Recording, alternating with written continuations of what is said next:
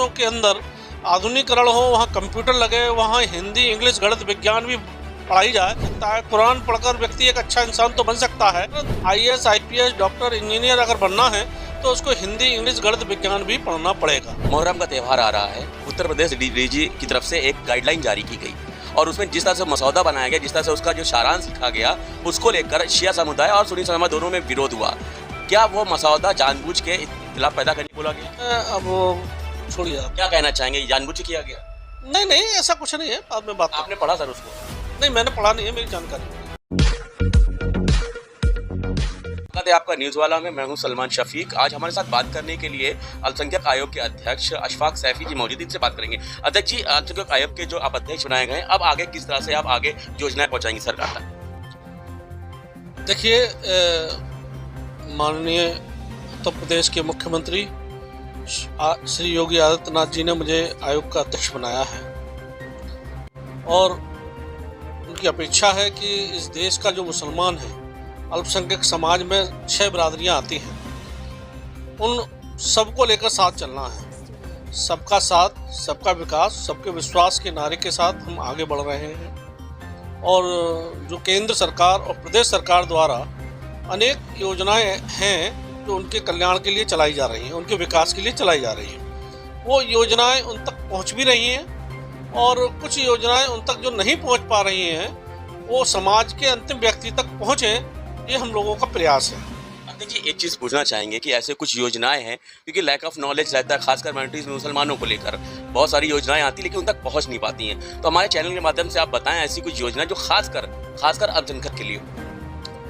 देखिए, सीखो कमाओ ये कौशल विकास योजना है, जो व्यक्ति के जो पढ़े लिखे हमारे लड़के हैं उनकी नौकरी में ये वो बहुत काम करेगा। सीखो कमाओ है, गरीब नवाज स्किल प्रोग्राम है, ये केवल अल्पसंख्यकों के लिए चलाए जाते हैं। उन बच्चों को स्किल करके उनको एक पैसा भी उनको दिया जाता है स्कॉलरशिप के रूप में, और उनको नौकरियां भी दिलाने का काम जो कंपनी है वो करती है।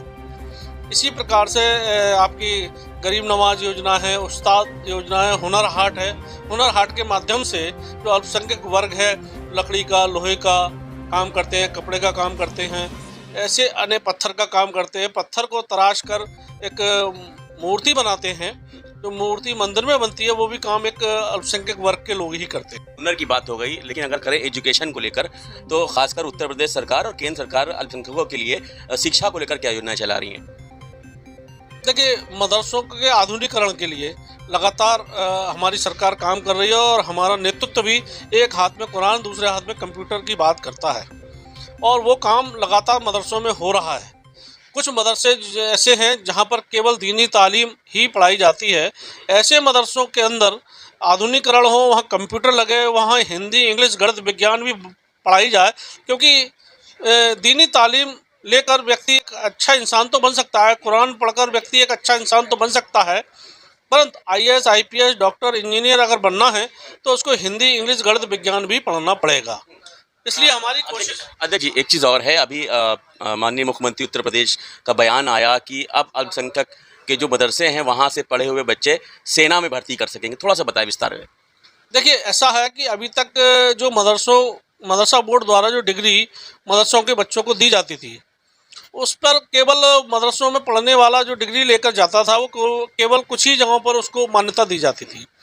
कोब से एक संस्था है जिसमें उनका रजिस्ट्रेशन कराया जा रहा है, और ये मैं आपको बताना चाहता हूँ कि आज़ादी के बाद जो सरकारें मुसलमानों को वोट समझकर उनका दोहन करती रहीं, उन्होंने कभी ये काम नहीं किया। ये पहली सरकार है माननीय मुख्यमंत्री जी की, इनको हम बहुत धन्यवाद देते हैं कि उन्होंने उस मदरसे की पढ़ाई को, जो कामिल है और फाजिल है, अन्य जो डिग्रियां हैं, उनको मान्यता दिलाने के लिए कि वो हमारे देश का जो नौजवान है वो फौज में भी नौकरी करे और हमारे देश की रक्षा में, देश में काम आए, वो डिग्री के लिए पहली बार केवल ये हमारे मुख्यमंत्री जी ने ये काम किया। बड़ा काम किया है। अध्यक्ष जी, एक चीज़ और पूछना चाहेंगे, आपने मदरसों की बात की। मदरसा आधुनिकीकरण में पहले मानव संसाधन विकास मंत्रालय के अधीन ये मदरसे आते थे, अब उसको शिक्षा मंत्रालय को दे दिया गया है। ऐसे में शिक्षक जो हैं वो राज्य के जो तरफ से पैसा आता है उससे खुश है, लेकिन केंद्र के से जो पैसा, करीब 5 साल का पैसा फंसा हुआ है, अब 48 महीने का पैसा फंसा हुआ है, कैसे निकलेगा? देखिए, ऐसा है, इससे पहले आपने बताया मानव संसाधन द्वारा ये काम मदरसे का होता था, अब अल्पसंख्यक कल्याण मंत्रालय में आ गया है। अब वहाँ पर हम लोगों की बातचीत हुई है, हमने पत्र भी माननीय अपने प्रधानमंत्री जी के लिए और हमारे देश के जो केंद्रीय मंत्री हैं माननीय मुख्तार अब्बास नकवी जी, वो इन सब चीज़ों को भलीभांति जानते हैं और वो अल्पसंख्यकों के लिए बहुत काम भी कर रहे हैं। उन्होंने उस दर्द को समझा भी है और अतिशीघ्र उसका समाधान निकालने की बात हुई है। कुछ अल्पसंख्यक जो शिक्षक हैं उनकी तरफ से मैं सवाल करना चाहता हूँ, उनको कोई ऐसा आपकी तरफ से जवाब मिल जाए कि उनका फंसा हुआ पैसा मिल जाए जिससे वो थोड़ा सा मुतमईन हो सके?